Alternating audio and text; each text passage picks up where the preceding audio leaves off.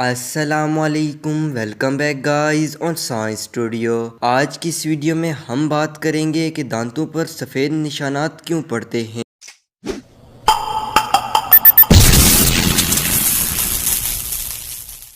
آپ کے دانتوں پر شاید سفید نشان ہو، یا آپ نے یہ نشان کسی اور کے دانتوں پر ضرور دیکھا ہوگا۔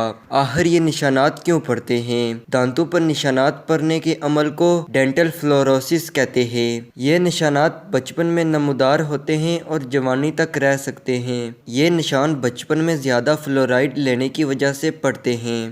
8 سال کی عمر سے پہلے دانت مسوڑھوں کے نیچے نشو نما پا رہے ہوتے ہیں، لیکن خوراک میں موجود فلورائڈ کی زیادہ مقدار اس عمل میں خلل پیدا کرتی ہے۔ فلورائڈ دانتوں پر موجود انیمل کوٹنگ کو نقصان پہنچا کر دانتوں پر نشان ڈال دیتا ہے۔ یہ نشانات براؤن یا سفید رنگ کے ہو سکتے ہیں۔ سیویئر کیسز میں یہ دانتوں میں سوراخ کر دیتا ہے۔ فلورائڈ دانتوں کو کیڑا لگنے سے بچانے میں اہم کردار ادا کرتا ہے۔ ہم فلورائڈ کی 75% ضرورت پانی اور دوسرے مشروبات سے پوری کرتے ہیں۔